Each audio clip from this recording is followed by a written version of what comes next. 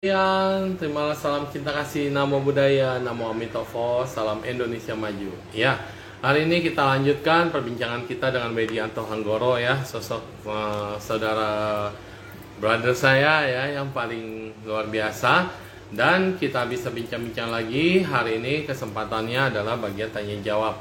Jadi siapa yang mau bertanya silakan. Saya tidak akan menjawab, tapi akan dijawab oleh saudara Widianto. Ya, boleh bertanya pada siapa saja ya. Jadi dalam hidup ini kita semua memiliki jodoh. Jodoh itu baik yang baik maupun baik yang buruk. Kalau jodoh yang baik, maka kita akan bahagia. Jodoh yang tidak baik, maka kita akan merasakan, aduh, ada ketidakcocokan nih, aduh, ada ketidaknyamanan nih, aduh, kenapa bisa begini, aduh, kenapa bisa begitu. Tentunya semua adalah bagian dari diri kita yang tidak bisa dipungkiri. Dan kita harus hadapi dan jalani. Kenapa harus dijalani? Karena mau kemana lagi kalau bukan kita sendiri yang bertanggung jawab terhadap diri kita sendiri. Ya, terima kasih kehadirannya di sini sudah ada hadir 7 orang bersama saya Suhutenyo, Bayu dan Weni. Terus kemudian Danar, ya Arianto, Ari, Sukong ya, Mulyana Wibawa. Oh, Koko Wedi-nya sendiri belum muncul nih. Bagaimana nih Koko Wedi? Ya, ada tadi bilang mau duluan di sini. Oke.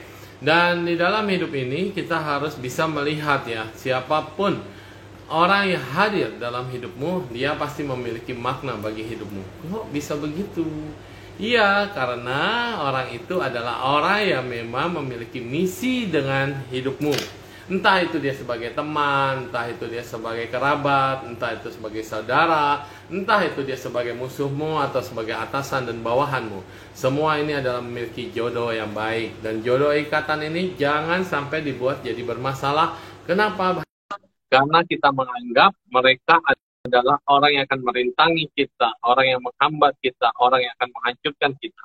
Padahal kalau direnungkan sebaik-baiknya, kita sendiri yang punya pemikiran begitu, yang bisa merintangi orang lain, atau membuat orang lain jadi masalah. Ya, jadi sebetulnya kita flashback balik, apakah orang itu bisa membawa kemajuan buat diri kita? Tentu yes, kalau orang itu memang bisa berjasa buat hidup kita. Ya, Wedi sudah masuk dalam bergabung, silakan. Ya, sudah saya invite tadi. Udah nggak ada ya. Wedi udah keluar. Ya, silakan. Oke. Dan juga ada orang lain juga berkata bahwa orang yang merintangi kita adalah sebenarnya orang yang membuat kita lebih maju, kita lebih waspada, kita lebih aware, dan kita bisa lebih melangkah dengan semangat. Karena dengan ada orang itu, dia akan memberikan kritikan yang positif pada kita. Walaupun seandainya kritikan itu negatif, tapi percayalah itu akan sangat bermanfaat buat kita. Karena tidak ada orang yang bisa menilai dirinya sendiri. Ya, Wedi, ada masalahkah, Wedi? Wedi, tadi sudah ada jalan. Ya, apakah bermasalah hubungannya sinyalnya dengan Wedi? Ya, kita tunggu aja. Ya, sekarang bagi siapapun yang bertanya di momen kesempatan ini, silakan bertanya. Baik melalui di situ ada tulisan tanda tanya, kolom tanda tanya, silakan ditanya di situ, atau mau bertanya langsung juga silakan. Mau join, silakan. Yes. Good morning semuanya. Wedi-nya kemana ya?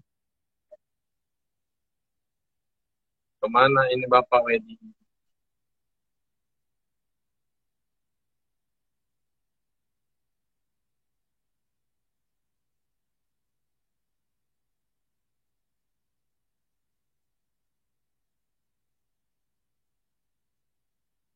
Kalau kabar masalah ya kita lihat.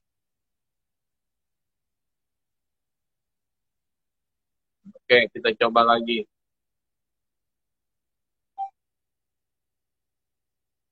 Sudah di-invite. Ya, Wet. Oke.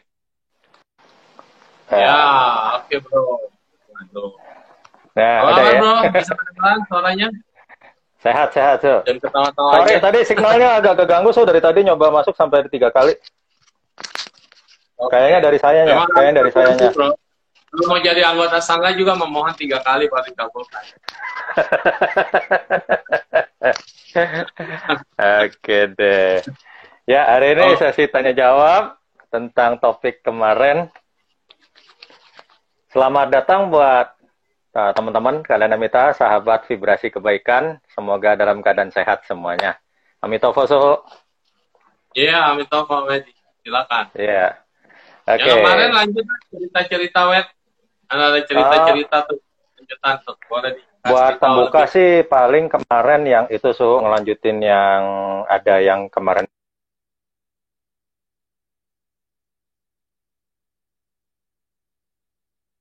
Iya, sinyalnya lari-lari. Dirimu di mana, Wed?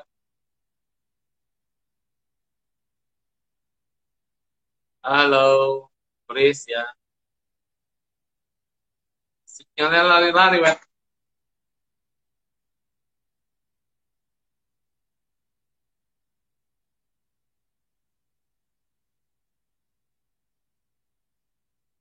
Ya, sepertinya ada gangguan sinyal di Wedi ya. Jadi, ya, seperti inilah keadaan bila berhubungan. Jadi jangan marahkan kondisi, jangan marahkan siapa-siapa, karena hubungan jarak jauh yang harus sabar. Ini tidak boleh dipaksakan. Kalau misalnya pas sinyalnya bagus, lanjut deh. Kalau tidak bagus, ya harus mengulang kembali. Baiklah, tadi kemarin juga udah kita bahas tentang angkara, amarah, angkara murka. Seseorang yang sudah murka, tentu dia akan lebih banyak lagi berintrospeksi. Ada bagusnya juga sih kadang-kadang kita marah atau meluapkan emosi kekesalan itu. Dari situ kita berpikir dan merenung. Apakah kita bahagia dengan keadaan seperti itu atau sebaliknya kita malah menderita. Nah, jadinya jangan salahkan siapa-siapa. Karena pikiran kita lah yang membuat kita jadi bahagia dan pikiran kita sendiri yang membuat kita menderita. Oke, kita undang kembali nih kehadiran Bapak Wedi dengan ceritanya. Oke, masuk Salamim. Nah, jangan Ya. pakai itu, pakai data aja, Wed. Kenapa? Data kan kemarin lancar. Tunggu, bentar. Pakai Saya data. pakai dulu, Su. Ya, saya coba pakai data. Ya, Bentar ya, bentar dulu.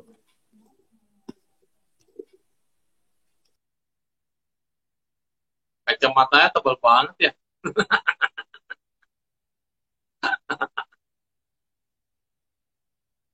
Ya, hilang lagi dia. Sepertinya gangguan sinyal bermasalah. Ya, apa kuota sudah habis, Bet? Mau diisiin nggak, Bet? Iya, mungkin ada pemirsa yang baik hati bisa isiin kuotanya Pak Wedi ya. Instagram gratis,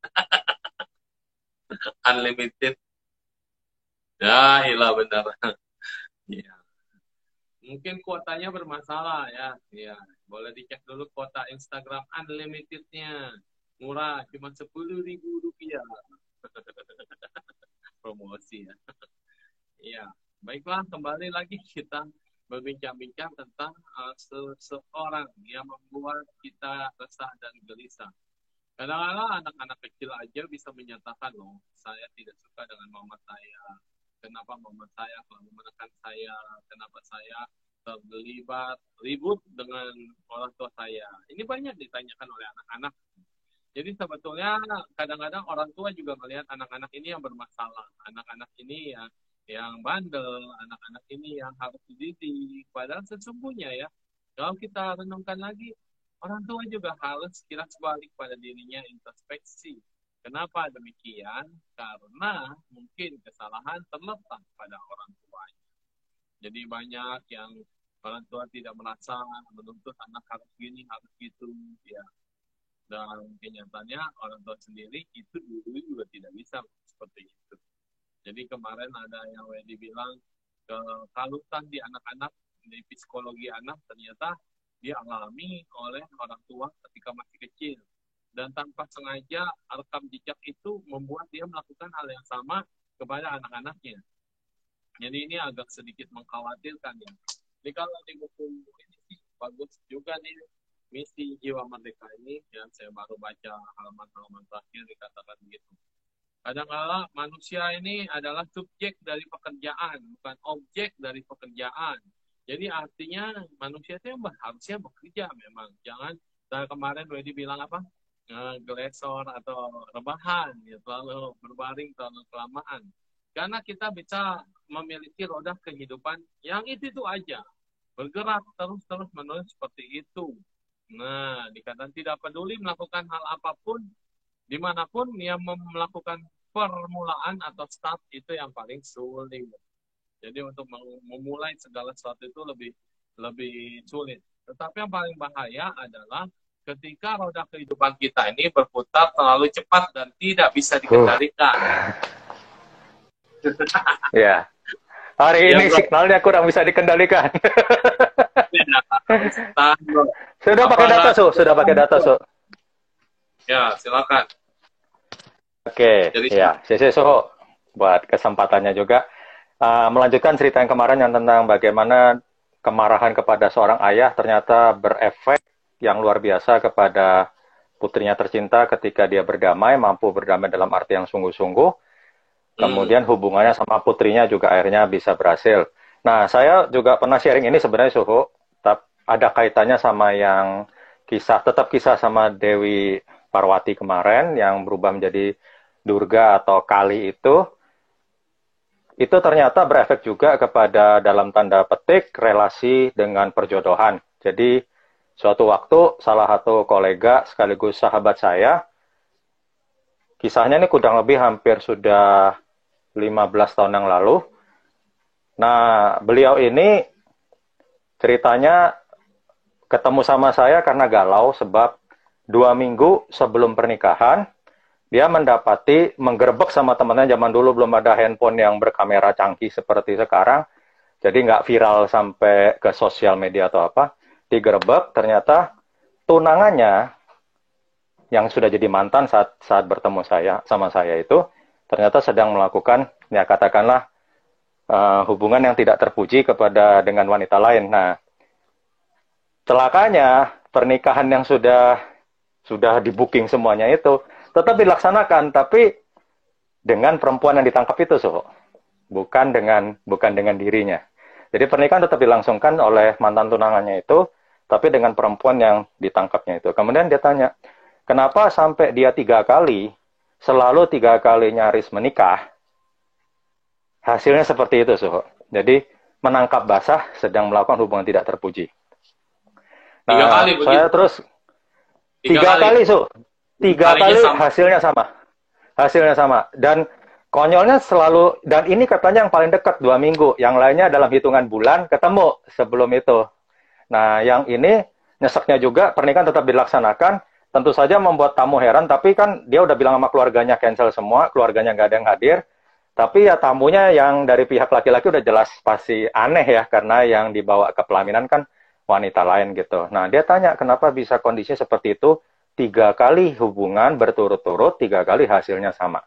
Nah, singkat cerita ya saya kemudian kita ngobrol-ngobrol santai, saya bilang, better jujur deh kalau umpamanya udah kongkok kayak gini, mau tahu akar permasalahannya, ternyata begini.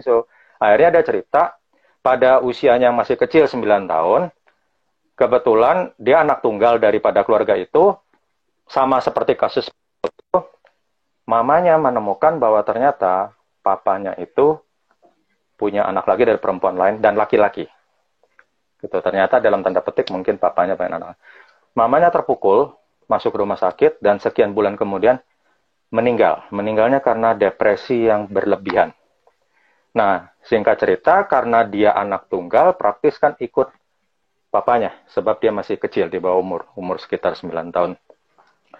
Ternyata dia cerita sama saya, dia menyimpan dendam, balas dendam kepada orang tuanya dengan cara apa? Menuntut segala hal dipenuhi sampai papanya dia pikir akan menderita. Jadi dia minta jalan-jalan ke luar negeri lah, dia minta dipenuhi di sekolah yang elit lah, kemudian minta diantar jemput sama supir lah. Sementara adik tirinya yang laki-laki itu ngeteng, terus kemudian banyaklah, sampai sekolah juga sekolah yang kurang baik, sementara dia dapat sekolah yang bagus. Sampai dewasa pun dia meraih hal yang prestasi yang bagus, sekolah yang baik, kemudian berprestasi sampai ke beberapa negara juga dan sebagainya. Pokoknya singkat cerita hidupnya sangat baik. Nah, akhirnya saya bilang, saya nggak tahu tebakan saya itu betul apa enggak, tapi saya bilang sama dia, jangan-jangan pikiran alam bawah sadar kamu yang menganggap papa kamu itu adalah pengkhianat, yang membuat kamu memanggil para pengkhianat itu. Udah gitu apa jeleknya kamu nanam karma buruk walaupun dia bukan Buddhis. Saya bilang, kamu nanam tanaman buruk yang cukup besar. Bayangkan kalau ibu tiri kamu memang jahat, saya benarkan pengkhianatan itu, saya bilang gitu. Tapi yang saya nggak nyaman adalah ketika kamu itu dalam tanda petik menyiksa ibu tiri dan saudara tiri kamu. Kalau ibu tiri dan saudara tiri kamu kebetulan adalah orang yang memang benar-benar jahat seperti di film-film atau di cerita-cerita itu, dia nggak mungkin yang seperti kamu cerita sampai papa kamu, ibu tiri kamu, dan saudara tiri kamu itu makan yang sederhana, hidup yang sederhana, hanya untuk memenuhi tuntutan kamu. Saya rasa papa kamu memenuhi itu semua karena rasa bersalahnya, sementara ibu tiri dan saudara tiri kamu kemungkinan besar juga termasuk orang yang baik, sehingga kalau nggak mungkin memenuhi semua tuntutan kamu. Biasanya dalam cerita-cerita atau apa, biasanya dia justru yang malah disiksa. Ini dia malah menyiksa 3 orang tersebut, so. Begitu. Nah, terus gue harus ngelakuin apa, Wet? Gitu. Nah, saya sampaikan nggak ada salahnya sih, saya sorry sama ketiga orang itu. Wah, susah lah, gue gimana pun masih ada luka batin karena dendam sama perlakuan mereka sama mama saya. Gitu. Nah, akhirnya, ya tapi kalau nggak gitu, percaya nggak percaya, nanti jodoh kamu kemungkinan besar berubah deh, bilang gitu. Akhirnya dia coba-coba, 2 minggu kemudian dia kabarin saya lewat SMS yang panjang, so 9 halaman. Zaman dulu kan Nokia begitu, page-nya panjang, 9 halaman. Dia kirim, dia cerita bahwa dia akhirnya bisa meminta maaf sama kejadiannya sama kayak kemarin. Papanya pun mau minta maaf itu jadi sungkan karena dia sepertinya melihat anaknya masih sangat marah. Gitu. Sehingga papanya sungkan. Kalau yang ini kasusnya papanya sungkan untuk minta maaf duluan karena melihat kemarahan daripada si anak. Setelah itu semua bisa selesai, dia sampai minta maaf kepada saudara tirinya malah enggak apa-apa kak, berkat jasa kakak akhirnya saya jadi sekolah lebih rajin dan dapat beasiswa. Jadi adiknya justru ngambil segi positifnya. Seandainya kakak nggak melakukan hal seperti itu, mungkin saya nggak sekolah rajin dan dapat beasiswa di setiap jenjang sekolah saya gitu loh. Begitu, so. Jadi adiknya tuh justru ngambil positifnya gitu. Gua dapat beasiswa. Nah, akhirnya kemudian setelah 2 minggu kontak saya, 4 bulan kemudian dia ngontek saya lagi. Wedi, saya dikenalin sama orang. Saya suka orangnya gini. Cuma mohon maaf ya, Wedi, tolong kamu jangan ketawain saya karena kamu kan tahu tunangan saya dan mantan-mantan tunangan saya. Kalau mantan tunangannya ditunjukin lewat foto, so kalau tunangan yang terakhir itu karena kenal kita satu kelas. Nah, ini nggak secakep mantan-mantan yang dulu, gitu. Tolong please jangan ketawa. Saya bilang apa hubungannya sama penampilan fisik sama ini? Ya memang ternyata yang kali ini Suhu itu kebetulan tidak serupawan ketiga mantan tunangannya itu. Nah, bahkan teman-temannya dalam tanda petik meledeknya dengan judul film yang Suhu mungkin tahu ya, film Disney itu. Nah, akhirnya apa? Dia ngambil kesimpulan gini. Setelah dia bisa, oh ya, ini juga baik sekali, sampai dia udah punya rumahnya pun akhirnya bersedia dikontrakkan kepada orang lain. Karena apa? Si teman saya ini memohon kepada suaminya itu, tolong izinkan saya tinggal sama orang tua saya. Kalau kamu berkenan, tolong temenin saya juga di rumah orang tua saya untuk membayar 20 tahun yang hilang. Jadi selama 20 tahun kumpul itu kan, itu kan isinya kan permusuhan gitu. Saya mau bayar penebusan itu untuk mencintai ayah saya dengan sesungguhnya gitu. Nah, udah gitu lucunya gini, meskipun dia ini kebetulan bukan Buddhis, dia bisa ngambil kesimpulannya dengan secara Buddhis banget. So, dia bilang gini, Wet, bener juga loh, tanaman is tanaman. Apa sekecil apapun dapat. Emang kenapa? Iya sih, kebaikan gua setelah minta maaf sama bokap dan sebagainya, gue dapet jodoh yang bagus, yang benar-benar ngertiin sifatnya kayak bokap banget gitu. Bokap bukannya manusia sempurna, jadi dia pernah kilaf karena mungkin pengen anak laki sampai berselingkuh. Tapi orangnya baik, dan ini gue dapet seperti bokap gitu, yang mau ngertiin gue banget, ngalah banget sama gue. Tapi gue dikasih yang mukanya seperti itu, maksudnya suaminya. Jangan-jangan tuh tumpukan dosa gua karena durhaka sama bokap gua dan nyiksa ibu tiri dan anak tiri gua. Dia bilang gitu. Jadi masing-masing ada buahnya. Demikian, So. Jadi buat teman-teman sekalian, siapa tahu ini bisa jadi insight baru bahwa ternyata kebencian dalam bentuk apapun itu ternyata berefek seperti yang kemarin Suhu juga udah sampaikan, baik yang teori kemarin Pak Tse, kemudian yang Dewi Parwati kemarin, mudah-mudahan bisa menjadi inspirasi buat kita semua. Saya hanya melengkapi apa yang sudah Suhu sampaikan kemarin dengan lengkap di episode diskusi yang kemarin tentang berdamai dengan angkara. Suhu. Ini 3 kali udah mau nikah terus nggak jadi, udah undangan udah tersebar segala macam dong sebetulnya. Dan Iya, 3 kali. betul, Suhu, dan case-nya sama, Suhu. Sila ketiga itu, Suhu. Gitu. Padahal dalam hidup ini dia melukai dan menyiksa orang tuanya karena ayahnya Kandung dan satu. Sama ayahnya, orang tua tirinya lah.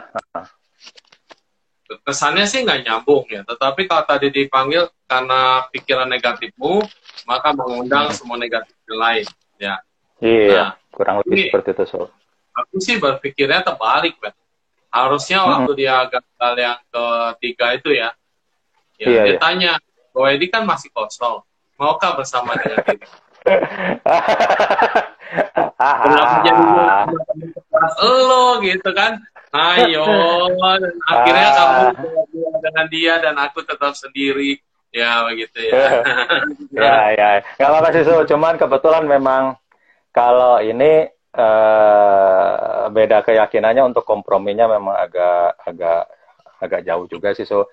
Dan saya seharusnya menjadi MC pernikahan dia seharusnya. Cuman waktu itu kan kebetulan yang dapat bukan tugas OBM, So, tugas OBM 2007.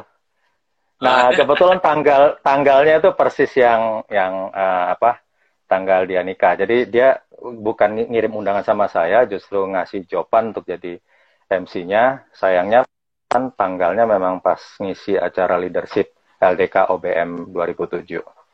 Demikian, ya, tuh. Okay. Untuknya. Jadi kebaikan akan berbuah kebahagiaan dan kejahatan apapun itu akan berbuah penderitaan. Jadi nggak selamanya ibu tiri itu jahat dan tidak selamanya adik tiri itu juga jahat ya. Semuanya memiliki peranan masing-masing dan kekuatan daripada pikiran kita memang dahsyat. Jangan sampai Anda selalu dikecewa dan dikecewain orang. Ya, itu dia. Oke, kasihan juga sih. Tapi akhirnya memang endingnya bahagia.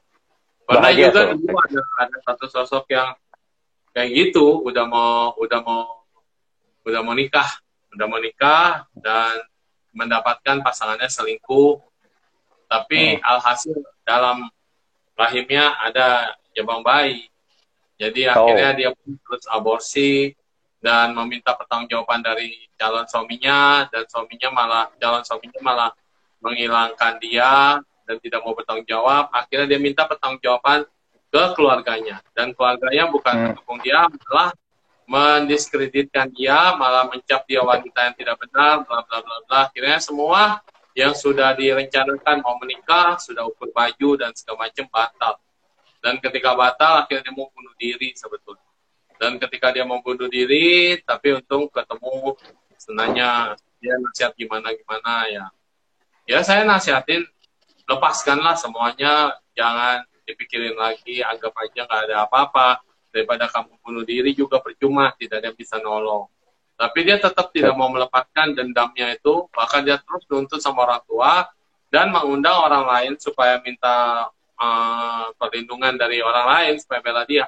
Hasilnya malah dia yang semakin terkucilkan.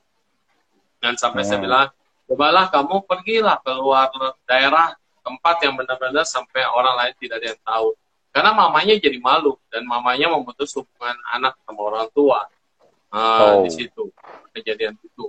Jadi akhirnya dia betul-betul pergi ke kota yang entah di mana gitu. Dia pergi sendiri, merantau, dan kemudian dia berusaha untuk menjalani hidup baru. Karena daripada dia meninggal bunuh diri kan, anggap aja kamu sudah mati. Lalu kamu sudah mati. Lahir kembali aja, tapi langsung gede gitu. Konsep mindsetnya, anggap kamu udah mati dan kamu lahir lagi, dikasih kesempatan lahir baru lagi, apa yang akan kamu lakukan? Keluar dari semua zona yang pernah berhubungan sama kamu, pergilah ke tempat yang tidak ada yang kenal kamu, mulai baru lagi di sana gitu. Anggap aja lahir baru langsung gede, spontan kayak dewa gitu. Iya, betul. Nggak lama kemudian dia ketemu jodoh dan dia bingung apakah dia mau kasih tahu latar belakangnya atau segala macam. Saya bilang daripada nanti taunya belakangan dan jadi masalah, dia ngomong aja mumpung baru kenal, mumpung baru penjajakan. Kalau memang dia nggak terima ya goodbye. Ya, kan kalau terima apa adanya ya ayo gitu ya. Ajaib memang karena dasarnya orang baik ya. Kalau orang baik selalu ada jalan dan kemudian memang calon suaminya itu nerima apa adanya. Terus saya bilang kalau calon suaminya terima, keluarganya belum tentu, biasanya begitu. Iya, betul. Dia nerimanya cuma mau memanfaatkan momen itu buat bisa dekat sama dia dan menggunakan, atau dia memang serius. Kalau serius ya harus bilang sama keluarganya. Dan ternyata luar biasanya keluarganya juga menerima dia apa adanya. Dan kemudian mereka happy banget punya anak dan sukses. Itulah hidup manusia. Bagus, ya. Jangan pernah bunuh diri atau mencoba bahwa kita anggap ini pahit, kita bilang kita nggak bisa. Tahunya bisa kok kalau dari jalanin dengan pakai hati. Lalu kita menjalani dengan kesungguhan. Kalau kita betul-betul punya doa yang terbaik, Tuhan memberkati. Bahkan Sang Buddha dan Bodhisattva pun memberkati dibanding kamu terus melakukan hal-hal yang terus bisa bikin masalah terus. Muter-muter dalam lingkaran setan, tidak ada jalan keluar. Ya, bahkan hasilnya kadang-kadang tidak terduga ya, Suy, ya. Bukan hanya calon pasangannya yang tidak ada ujungnya, ya mendingan kita benar-benar keluar jalan baru, benar-benar menapaki baru dan ada kebahagiaan. Di situ ujungnya adalah kebahagiaan dan bisa terbebas dari segala macam bentuk penderitaan yang pernah kita sebabkan sebelumnya. Gitu. Siap. Jadi ini buat teman-teman yang kebetulan hadir, makasih banyak untuk waktunya juga. Semoga ini inspirasi dan motivasi yang tadi Suhun Nengsiu sudah sampaikan, kiranya menjadi semangat buat kita semua bahwa tidak ada pernah kata yang mustahil apabila seseorang mau bersedia untuk melakukannya dan kekuatan hati ya, Suy, ya. Jadi benar-benar dengan hati yang jernih, kekuatan kebajikan itu nggak ada yang mustahil sih, termasuk tadi kisah yang tadi Suh sampaikan juga. Ternyata akhirnya bisa diterima dengan sangat apa adanya, bukan hanya oleh calon pasangannya, tapi juga oleh keluarganya. Begitu. Nah, kita masih tunggu untuk pertanyaan dari teman-teman sekalian, baik buat Suhu, ya khususnya kalau bisa buat Suhu. Dan saya, silakan. Ya, oke. Langsung ketika Jana ini, siang Suhu Nengsiu. Oke, ya, selamat siang juga. Horas. Oke. Sukses selalu, Pak, usahanya ya. Siap. Amin. Mari ditunggu. Kita masih tunggu untuk itu. Oh ya, kemarin yang soal kamu masih mendalami hipnoterapi masih jalan. Masih. Saat ini by online, Jadi konselingnya pakai. Ilmu ini berkembang terus ya, kayaknya sepertinya ya, karena bisa sampai untuk healing macam-macam gitu ya. Dari banyak cuman saya ngambil spesialisasinya kan, soalnya gini itu kan memerlukan katakanlah bahasa-bahasa sugesti yang kebetulan berbeda untuk setiap kondisi. Artinya sama kayak dokter lah, spesialisnya kan spesialis anak ya anak, spesialis penyakit dalam. Saya fokus kepada relasi dan remaja. Memang itu yang saya kuasain. Kalau untuk case lain saya belum terlalu, biasa saya oper ke teman, nggak berani saya ambil atau apa, karena kembali lagi itu kan kebutuhan daripada klien di handle sama yang lebih ahlinya lah, biar remaja lebih gimana? Remaja kan kebanyakan ada masalah cinta, tapi kebanyakan itu tekanan dari orang tua ketika harus dia prestasinya bagus gitu loh, itu kurang lebih. Kebanyakan di sektor itu, jangankan pada masa normal gitu, apalagi masa pandemik ini yang kebetulan tekanannya lebih kencang, sebab apa? Mereka mengalami kejenuhan ketika belajar via online, gitu. Itu Pakai Zoom, jadi dia dimatiin videonya. Dianya main bisa game. so kan yang ya itu kalau mengajar so kalau pada saat sesi konseling atau terapi sih dia konsentrasi karena kan dia harus rileks dan sebagainya. Nah, nanti kan bisa sugestinya bisa dimasukkan pada saat sesi konseling via Ini Web, online. ini Jadi masuk ya. Kita misalnya mau hipnosis orang, tapi orang itu kita bawa dia ke past life atau ke kenangan waktu masih kecil ya. Bisa nggak nyangkut di situ dan kita terus kemudian sebagai terapis kita lupa atau kita ke skip atau kita kelewat, padahal dia masih ada di kondisi di itu masa itu. Kalau saya belum pernah ngalamin, tapi saya baca literatur itu ada yang banyak yang berbahaya so. Jadi maksudnya kelupaan kayak gitu si klien stuck di situ so. Ya, kliennya tapi stuck. Kan badannya kan balik di sini pikirannya kan. Nah itu lumayan sih salah satu case-nya itu mungkin so bisa baca tulisannya Bapak Adi W. Gunawan yang kebetulan menghandle case yang kebetulan nyangkut. Dan itu butuh beberapa kali sesi untuk sampai mengembalikan ke present today's life-nya dia gitu. Itu cukup mengganggu. Di mana ya? Iya, itu ganggu so. Yang kasihan adalah kliennya tuh so. Yang kasihan tuh total di kliennya. Karena kadang-kadang dalam tanda kutip orang dalam keadaan stuck nyangkut gitu, dia normal nggak? Apa kayak orang hun-hun atau kayak orang hilang satu gitu? Jadi kayak semi depresi so kalau dicerita artikel tersebut semi depresi. Jadi dia pikirannya di situ, tapi dia berhadapan sama today condition gitu loh. Jadinya kan wah gitu. Dia jadi malas ngapa-ngapain gitu ya. Nah, ada yang menghadapinya dengan kemarahan so. Jadi marah kok juga gua bisa. Gini ya gitu. Iya, kok gua gini gitu. Jadi ya itu tadi kasihan sih dan itu memerlukan bukan simsalabim satu kali aplikasi kemudian langsung betul gitu.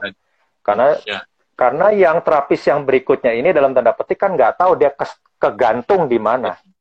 Betul, gitu. Itu kan harus nyangkutnya di mana. Sama juga dia lupa kali nggak tahu nyangkutnya di mana. Karena dia jalan terus kan.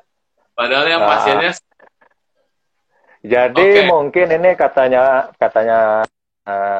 Pak Adi mungkin jam terbang kurang, main berani ngambil itu. Terus walaupun sudah ngembaliin ke semula, katanya ngembaliin ke semula ke hari ini, tapi karena mungkin kurang ahli, dia masih di situ tapi sudah dibangunkan gitu. Kayak gitu. Jadinya nyangkut lah di situ. Gitu. Nyangkut. Pertama dia nggak nyadarin si kliennya, pikirnya kan oh ya udah gitu. Tahu kok gue gini ya gitu. Yang paling nyadarin kan si kliennya. Kok gue begini. Akhirnya lama-lama yaitu akhirnya ketemu sama Pak Adi, direkomendasikan sama relasinya, terus dari situ Pak Adi tahu ini sepertinya. Kan tapi sebelumnya ada ini baru ada kasus orang hipnosis lewat telepon. Oh bisa banget sampai suara begitu di telepon sampai nurut sampai hilang semuanya, bisa. Soalnya gini saya sendiri pernah ngalamin terapis pakai itu, tapi saya minta tolong ada keluarga yang dampingin, plus saya pakai speakerphone. Jadi speakerphone itu kan nggak usah pegang begitu, jadi speakernya dinyalain begitu, itu sudah sering kali saya lakukan. Jadi didampingin sama pihak keluarga di sana. Waktu zaman dulu belum ada Android seperti ini, maksudnya video call belum biasa. Saya pakai menggunakan by phone. Nah, kalau banyak suhu tanya tentang by phone itu dilakukan para perampok hipnotis kasih SMS. Sebenarnya bukan SMS-nya itu yang menghipnotis tapi ketika kita nelponnya itu. Kan hubungi nomor itu kalau untuk dapat hadiah kan Nah, begitu telepon ya itu hipnotisnya bekerja, karena hipnotis bekerja kan pakai audio gitu pakai sugesti suara kan gitu. Walaupun hipnosis sendiri kan ada namanya kinestetik, audio, visual dan sebagainya. Saya punya pengalaman gini kan nggak semua orang punya, kadang-kadang kayak Suhu ini kan kuat audionya dan visualnya. Ada yang lengkap audio, visual sampai kinestetiknya jalan semua Itu dulu siswa saya waktu saya ngajar tahun 2004. Dari semua siswa hanya dia yang lengkap, seluruhnya bisa. Nah, saya sampai ketemu sama orang tuanya, saya sampaikan kepada orang tuanya, hati-hati sama anak Anda, takutnya gampang diculik di mall. Karena terlalu gampang. Paling gampangnya gini, so. Jadi saya cuma kasih perintah pakai audio, pakai visual jalan. Jadi saya cuma, nanti ya, goyang-goyangin gini, kita sepakat bahwa itu nanti akan membuat kamu ngantuk. Oke Pak, siap. Saya nggak ngomong apapun, saya bilang gitu. Saya cuma gerak-gerakan ini di depan mata kamu. Oke, begitu saya gerakan, benar, Su, tidur. Yang ketiga, kinestetik. Kamu nanti dalam keadaan merem dan sebagainya, nanti saya sentuh itu kamu atau apa, nanti kamu akan tertidur dengan pulas dan itu adalah hal yang biasa. Benar, Su. Saya cuma sentuh bahu kanan dia. Langsung blak. Dan itu teman-temannya tega sekali. Ditabok-tabok, Su. Itu kejadian di Museum Bogor. Ditabok-tabok, dipukul kakinya pakai sapu di museum. Dia tetap aja pulas. Cuman begitu bangun, kok pipi gua sama kaki gua sakit ya? Soalnya merah. Itu teman-temannya kejam itu. Pak, saya tidak percaya. Sepertinya dia pura-pura, Pak. Dulu gitu kan ya. Langsung tanpa saya bisa larang, tanpa itu tiba-tiba, saya harus tes dia, Pak. Dia anaknya tukang bohong, Pak. Gini-gini. Plak, gini sih. Saya belum sempat cegah, udah diplak. Satu lagi dari belakang bawa sapu. Plak gitu, so. Tetap aja pulas, so. Nggak ada. Begitu bangun, dia baru sakit. Karena emang dia pulas beneran. Nah, itu bagaimana supaya kita tidak bisa dihipnosis lewat telepon oleh kejahatan online yang sekarang ini merajalela? Kalau saya dulu sekolah kuncinya hanya meditasi atau wiritan, so, kayak baca parita kalau umpamanya di Buddhis. Jadi begini, mungkin bisa buat informasi bukan hanya buat Suhu tapi buat teman-teman sekalian yang hadir. Saya waktu di kelas itu dikasih tahu hipnosis yang di jalanan itu, baik yang terutama yang penjahat ya, so, ya, itu ada kemungkinan besar ada dua, yang gendam sama yang hipnosis science. Bedanya apa? Kalau yang gendam biasanya cukup sendirian tuh bisa jalan, so, karena dia menggunakan ilmu gaib. Yang satunya lagi harus tim. Itu harus banyak, yang ngajak kenalan, yang nepok, yang giring, sampai yang terakhir yang ngambil perhiasan atau ATM-nya. Itu orang kesekian, bisa orang kelima atau orang ke-10. Orangnya harus tim. Kalau yang science, so, masalahnya kan kita nggak tahu, kata guru saya itu, masalahnya kita nggak tahu itu science atau gendam. Nah, untuk kalau science itu hanyalah supaya kita konsentrasi terus. Sehingga konsentrasi kita tidak pernah terpecah satu kali pun. Itu kalau yang science. Kalau yang gendam, itu kan harus dihadapi dengan kekuatan spiritual. Bukan supranatural ya, spiritual. Ya, salah satunya doa dan agama masing-masing. Nah, waktu itu pengajar saya, instruktur saya, coach saya menyampaikan seperti ini. Apapun agama Anda, langsung Anda begitu kayak goyang gitu, kok konsentrasi Anda mulai terpecah, kan bisa aja itu, soalnya kalau gendam bisa dikirim dari jarak jauh juga, jadi baru dia eksekusi. Nah, kalau udah mulai gamang-gamang gitu, terus udah mulai nggak konsen seperti orang yang tadi pas stuck itu loh, so. Kayaknya gue nggak di tempat itu, gitu. Segera cari pegangan gitu, tiang atau tembok, tapi kata coach saya, jangan sampai joget kayak Kutsut Sotahe, mentang-mentang itu tiang katanya. Terus langsung pegang apapun. Kemudian tutup mata, sugestikan sambil berdoa dan agama Anda masing-masing, entah Anda rosario.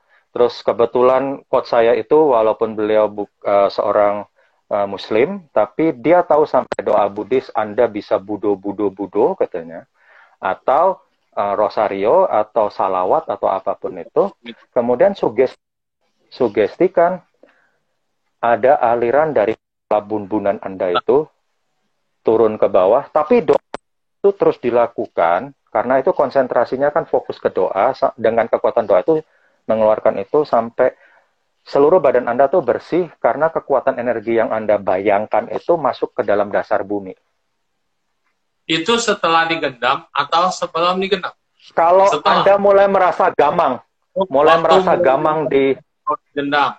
Kalau dalam keadaannya cepat banget, gimana itu bisa terjadi ya? Maksudnya intensitasnya kalau umpamanya, ya kalau intensitas cepat ada apa? Misalnya nih tepok atau apa, mendingan langsung tepok balik itu bukan mengembalikan hipnosisnya, Bu. Bukan.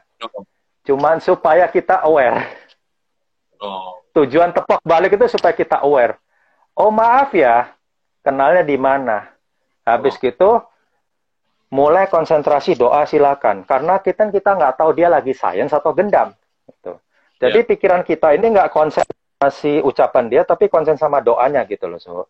Tapi ini yang saya sampaikan, kalau umpamanya kebetulan kita udah mulai merasa gamang, cepetan gitu. Kalau selesai kan kayaknya kamu dapat hadiah atau gimana gitu, udah langsung happy dulu tuh orangnya.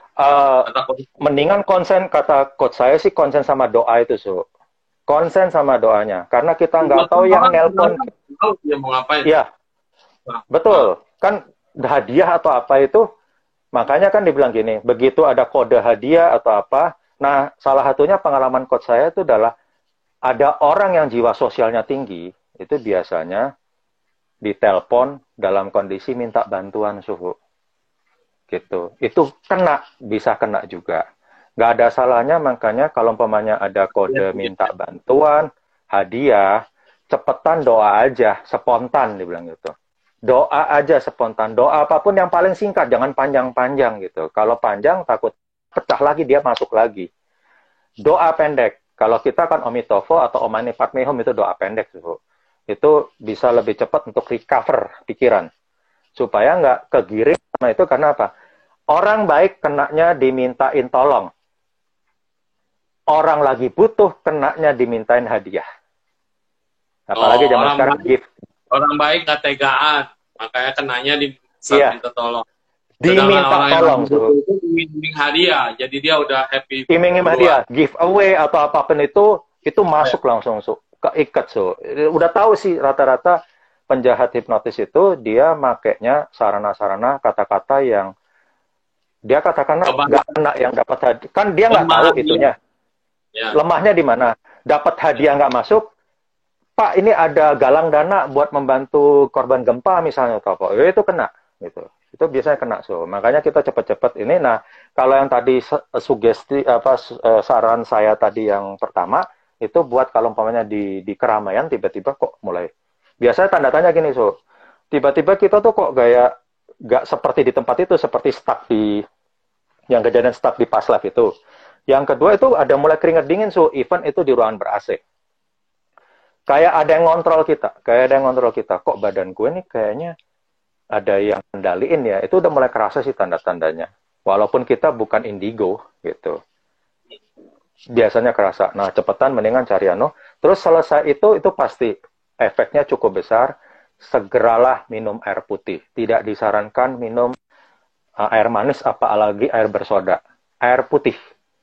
Itu untuk recover dalam tanda petik tenaga yang sudah kita keluarkan untuk fokus spiritual tadi, Mudah-mudahan sih bermanfaat buat yang hadir hari ini gitu untuk kategori kejadian-kejadian seperti ini, gitu antisipasinya. Iya. Semuanya murni spirit.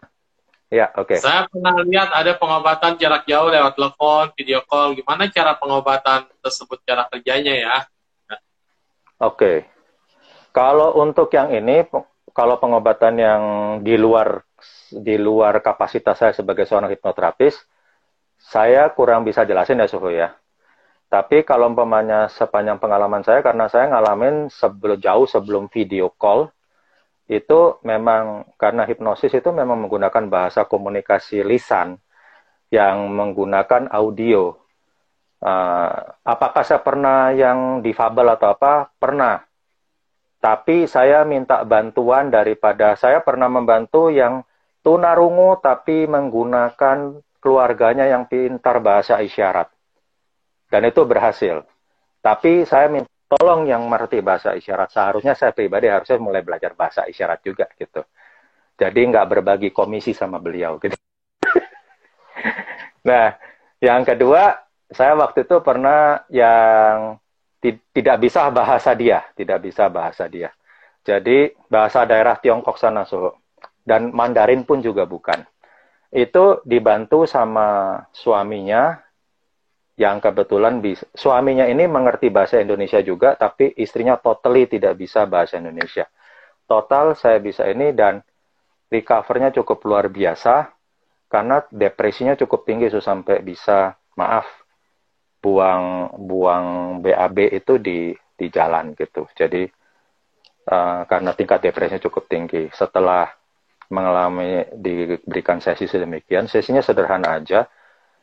Jadi kondisinya itu dia trauma sama kejadian tragis tahun 98 sampai ke bawah gitu. Nah, akhirnya bisa kita recover tapi menggunakan bantuan daripada pasangannya untuk menerjemahkan.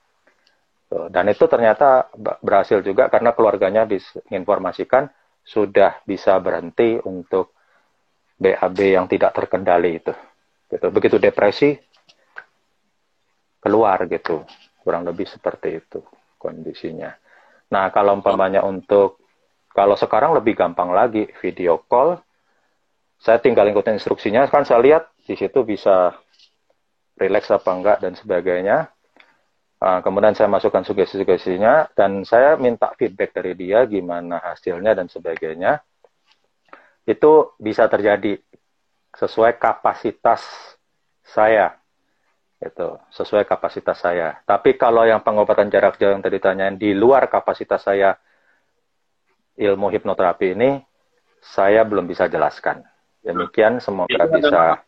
Energi, doa lah, gelombang. Ini kan gelombang. Ini kan gelombang wifi kan tidak kelihatan. Tapi kalau receivernya ada, dia bisa nyambung dan connect. Energi kita ini, energi dahsyat tubuh kita ini lebih dahsyat dari gelombang apapun. Energi pikiran ini juga lebih dahsyat dari apapun dan lebih cepat dari kecepatan cahaya. Jadi ketika kita connect dengan orang yang mau kita obatin, mau terapi, katanya bisa langsung diterima. Dan sugestinya langsung masuk. Dan kemudian apa yang kita healing juga lewat energi gitu. Jadi kayak misalnya saya kirim ke Wedi ini begini. Wedi juga bisa ngerasakan nanti. Oh, ada sesuatu. Wah, kinclong gitu. Kinclongnya. Ya. Tadi ada pertanyaan, Wed. Kalau bantu teman kita yang kena gendam, saat itu kita ada di lokasi, bisa nggak? Teman kita udah kena gendam nih. Dan kita ada di lokasi apa? Juga ikutan kena gendam. Harusnya bisa, Jadi kalau gendam itu kan balik-balik itu kan energi supranaturalnya ya, di luar sains gitu. Nah, kalau umpamanya pas tahu begitu atau apa, kalau pengalaman teman saya ini, jadi orang tuanya masuk, terus, "Ma, lu ngapain?" Dia datang bareng sama orang yang tidak dikenal gitu loh, Ini kejadian. Nah, terus langsung mamanya tuh langsung ambil ATM. Iya, betul, mau ngambil perhiasan. Ini teman mama mau pinjam perhiasan mama katanya. Anaknya tentu aja curiga, nggak mungkin dong gini. Langsung ditepok mamanya, kaget suhu. Ditepoknya tuh benar-benar keras kayak ngegebuk gitu. Buk gitu. Langsung mamanya sentak kaget, orangnya juga kaget karena dipikir, "Lu tuh kok kurang ajar sama mama lu?" Gitu masian perampoknya, Jadi ngerti orang tua juga gitu, Terus gitu, "Loh, gue sekarang lagi ngapain di mana?" Dia nggak tahu kalau di rumahnya sendiri, Terus langsung, "Lalu siapa?" Gitu langsung, Itulah si penjahatnya. Lalu siapa gitu. Terus penjahatnya juga kaget, buru-buru lari, Jadi itu benar-benar kan anaknya. Yang hipnotis yang anaknya. Ibunya, Ibunya masuk, anaknya di dalam rumah. Nah, makanya kan begitu digebok kan nggak tahu kenapa, mungkin dia ingat sama emaknya kali si penjahatnya nih. "Kok lu sama orang tua kurang ajar gitu?" Gitu loh. Karena ngegebok keras gitu kan. Si mamanya, "Gue di mana ya? Lagi ngapain?" "Lalu siapa?" Gitu. Langsung nunjuk si perampoknya itu. Langsung si perampoknya tuh lari. Nah, itu kata teman saya, ya asal ada yang dampingin sih sebenarnya aman gitu. Asal yang dampingin. Nah, jadi mama saya gebuk aja kok. Kaget dia, udah di rumah sendiri aja, berarti dia ingatnya kan nyantolnya kan waktu dia di pasar atau di mana gitu loh. Loh, gue sekarang di mana gitu. Berarti kan dia waktu itu sudah kehilangan kesadaran saat posisi masih di pasar mungkin gitu loh. Gitu. Ya. Nah, terus kenapa kita bahas topik ini? Karena di zaman pandemi itu banyak yang menggunakan salah. Ilmu itu harusnya digunakan untuk kebaikan, tapi digunakan jadi ilmu untuk kejahatan, untuk Kejahatan. memperkaya diri. Nah, bukan salah ilmunya sih, itu oknumnya, murni oknumnya. Ya, jadinya ini yang merusak citra dari hipnoterapis atau citra daripada ya ilmu untuk menolong orang. Nah, jadi sebetulnya nggak usah khawatir kalau memang kita tidak akan menerima yang bukan milik kita sebetulnya. Jadi Betul. dalam manusia ini harus memang kita kehilangan dalam hitungan manusia. Nah, makanya bedanya apa? Kita kehilangan atau kita yang mendanakan memang keluar dari diri kita sama-sama hilang, tetapi ada dua hal yang berbeda. Kalau kita berdana atau kita sumbangan atau kita berdonasi atau kita melakukan infak gitu, istilah sedekah, itu memang hilang dari diri kita dan memang itu harus keluar dan itu pasti akan keluar. Tetapi bedanya kita ikhlas dan tulus. Tapi kalau kita pelit, kita nggak mau keluar sama sekali, dan Anda harus tetap keluar, tapi dengan cara yang seperti itu. Mungkin di hipnosis, itu digendam, mungkin dirampok, ditodong, harus keluar atau ke rumah sakit bahkan harus keluar. Jadinya makanya kenapa orang yang dermawan, orang yang baik hati, orang yang suka berbagi, itu dia tetap keluar, tetapi malah yang dikeluarkan adalah yang sesungguhnya milik dia, yang sesungguhnya tidak hilang kapanpun juga. Jadi konsep orang tentang uang, tabungan, deposito, deposito lu juga bang yang make, orang lain yang make, lu cuma tahu angka doang di atas kertas dan tidak menikmati apa yang ditaruh di situ kan. Sedangkan kalau kita danakan itu kepada orang lain, itu adalah investasi kehidupan. Kalau investasi tadi di bank, setelah kita meninggal, itu ditinggalin semua. Tapi kalau investasi di kebaikan, di donasi, itu yang menjadi rekeningmu yang sesungguhnya nanti akan kau dapatkan kemudian. Begitu. Banyak orang salah konsep di kehidupan selanjutnya. Iya, betul. Dan ngomong-ngomong soal ikhlas itu, ya. Ngomong-ngomong soal ikhlas itu, saya ada kisah juga sih, Jadi bagaimana kita benar-benar tadi bilang ikhlas melepas gitu, tadi mudah-mudahan bisa terjawab ya untuk yang pertanyaan tadi, apakah metode yang jarak jauh itu bisa? Mudah-mudahan pertanyaan tadi bisa kejawab. Jadi ini saya jadi ingat lagi sebuah kisah yang tadi Suhu sampaikan. Kita ngelepas diambil orang sama ngelepas benar-benar ngelepas dalam bentuk berdana, itu efeknya beda. Kenapa? Jadi pada suatu waktu saya mengisi di sebuah sesi kebaktian, ada seorang bertanya, jadi senior nanya di bagian baris belakang. Kowedi, saya mau tanya, ini gimana caranya melatih kesabaran? Karena menurut beliau kesabaran itu ada batasnya, karena sudah suaminya yang sudah stroke selama 2 tahun ini tuh benar-benar capek lahir dan batin, sebab bukan hanya capek di fisiknya ngerawat suaminya, tapi juga makian daripada suaminya membuat dia itu sakit hati gitu. Dan dia bilang rasanya gue udah nggak sabar lagi, Kowedi, pengen rasanya go function tuh laki gue. Jadi sampai bilang function tuh laki saya gitu. Nah, terus di depan saya, yang barisan depan ini kan laki sama perempuan. Jadi ini kalau di waktu itu di kebaktian tuh lagi lakinya di sebelah kiri sini, perempuan di sebelah sini. Nah, ternyata ini ibu sama anak nih, Nah, ibu sama anak nih cerita bahwa dia tiba-tiba anaknya nyolek, "Mah, boleh izin cerita tentang papa nggak?" "Ya terserah kamu," katanya si mamanya gitu, kayaknya mamanya yang di sebelah sini. "Kok saya boleh izin membantu si AI di belakang," dia bilang gitu. Nah, AI mau, iya kan senior di belakang itu yang enggak, kan di sebelah AI-nya, mamanya. "Mah, boleh izin cerita tentang papa nggak?" Nah, yang nanya kan di belakang itu kan nggak kenal gitu, tapi dia panggil aja AI gitu si anak cowok ini. Jadi dia cerita bahwa papa saya itu kok bukan karena saya kebetulan anaknya beliau gitu loh.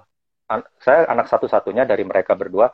Saya menceritakan bukan karena itu papa saya jadi saya terus muji-muji dia, enggak.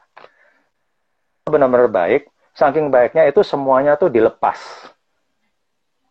Disiat orang, diikhlasin, Ditipu orang, dilepasin. Diutangin orang nggak bayar, di Fangsia.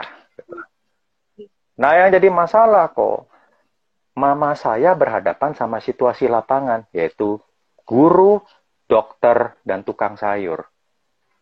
Dia harus menahan muka untuk berhutang. Zaman dulu kan belum ada BPJS, uang sekolah saya yang nunggak berapa bulan karena papa uangnya diambil orang gitu. Pokoknya papa tuh benar-benar kebanyakan daripada bangunnya gitu. Papa saya punya prinsip. Dia bilang sama mama saya, kalau uang, kalau bukan milik kita, mau dipertahankan kayak gimana pun, lepas. Dan kalau kita nggak ngiklasin, mah, itu rezeki baru nggak bakal balik. Karena kita sibuk membentengin kita sama kemarahan yang lama. Wah, saya dulu nggak ngerti Buddhis kok. Jadi ya manggut-manggut aja dengerin papa saya ngomongin ke mama saya.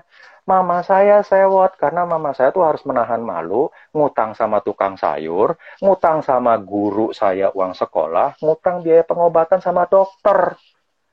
Nah dia saking marahnya sampai akhirnya, kadang-kadang gue nyesel merit sama lo, baik sama bego beda tipis katanya. Gitu. Iya, jadi mama saya pernah ngomong kayak gitu sama papa saya gitu. Tapi nyatanya ternyata kebaikan papa saya berbuah. Jadi ketika saya sudah menjelang remaja, papa saya akhirnya kaya.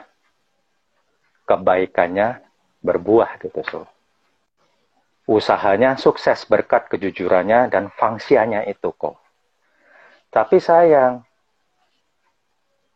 dia nggak menikmati kekayaannya dalam rentang waktu yang lama karena stroke sampai serangan 2 kali. So. Lumpuh, pansui udah. Nah hebatnya, mama saya tidak mau minta tolong merawat. Mama yang merawat sendiri. Gitu.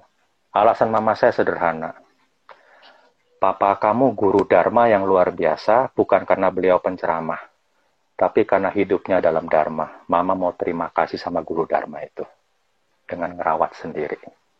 Itu jawaban mama saya. Nah, bayangkan kok, mama saya kayak gini. Mamanya tuh kurus kutilang tuh loh, kurus tinggi langsing. Papa saya kok itu gede buntet, pendek. Dia bisa angkat loh kok. Sendirian waktu papa saya buang air besar di ranjang. Dia bisa angkat, dia bisa bersihin. Itu kalau nggak kekuatan cinta nggak bisa itu kok. Bukan tukang jualan kan? bukan. Terus Sabtu biasa Minggu Sabtu Minggu saya minta tolong sama mama saya ganti ngerawat papa. Awalnya mama saya nggak bolehin karena kamu udah capek kerja sering lembur-lembur pulang larut malam. Udah kamu istirahat aja Sabtu Minggu. Saya bilang, mah kalau saya tidak boleh ngerawat papa berarti mama memotong bakti sama 2 orang sekaligus. Apa maksud lo? Iya, kalau saya dikasih kesempatan papa hari Sabtu Minggu, saya bakti sama papa, saya bakti sama mama, mama istirahat. Jadi tolong kasih kesempatan mama saya udah nggak bisa apa-apa. Udah saya Sabtu Minggu tuh walaupun badan saya luar biasa capek, saya senang hati. Itu tenaga ada aja kok untuk rawat papa. Nah, ya, buat yang baru masuk, ini Wedi lagi bercerita tentang orang lain ya, karena dia saya mungkin bingung papa yang mama Wedi bukan. Ini cerita orang lain yang lagi curhat ya, oke. Ya, nah terus kemudian hari ini saya jadi moderatornya. Nah, terus kemudian setelah 4 tahun dari serangan pertama kok papa meninggal. Kami berdua lega. Orang-orang pada ketawa. Satu wihara tuh ketawa lega gitu karena dengar kata lega. Enggak, lega bukan karena akhirnya mati juga, bukan katanya. Lega karena saya lihat teman-teman saya rata-rata orang tuanya itu nggak dirawat sebagaimana mestinya. Sementara kami berdua ngasih perawatan maksimal buat papa kita. Gitu. Nah, pertanyaannya begini, apakah gampang ngerawat kondisi papa waktu itu selama 4 tahun itu? Enggak, sama sekali nggak gampang. Papa saya yang dulunya bodhisatwa di masa mudanya dan jadi panutan saya, panutan mama saya, itu waktu sakit jadi wah. Nggak ada yang mau, nggak ada yang peduli. Bukan, emosinya tinggi sekali, Su. Oh ya. Saya tuh Karena merasa, keadaan. iya, jadi begini, saya berpikiran positif kok, karena mungkin papa saya dulu tuh kan masa mudanya suka nolong orang. Ya, Jadi kebiasaannya nolong orang itu membuat dia sekarang tuh merasa terbelenggu, kok gua nyusahin orang. Salah ya, satu puncaknya ketika dia bentak ngusir mama, dia bilang gini, udah, lu keluar aja, pergi sono. Gue tahu lu selama ini ngelain gue cuma karena kasihan sama gue. Dengan mulutnya yang kebetulan miring sebelah itu, kok dia masih bisa maki-maki tuh. Kamu keluar aja.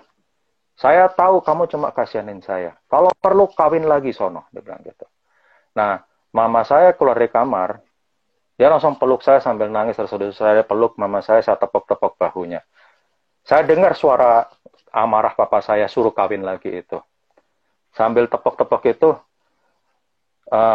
mama bukan ngeluh ya, ini cuma buat ini. Saya ngerti papa kamu itu pasti gak kuat dengan penyakitnya.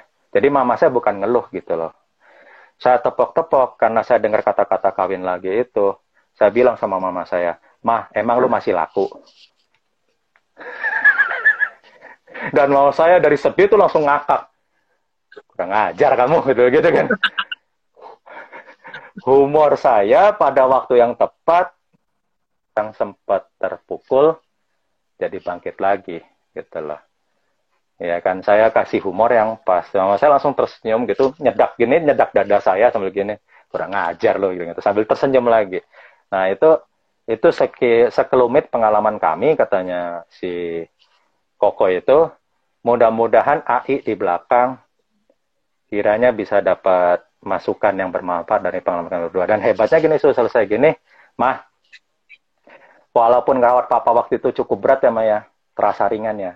Karena kita berdua emang tim yang kompak. Dan mereka langsung tos suhu di depan saya. Mama sama anak itu tos. Gitu. indah, Nah, indah. Luar biasa. eh, Semoga iya, juga menjawab Om Itopo. teman-teman orang ya. Kadang-kadang kebaikan itu jangan ditunda-tunda dan kebaikan itu sangat indah.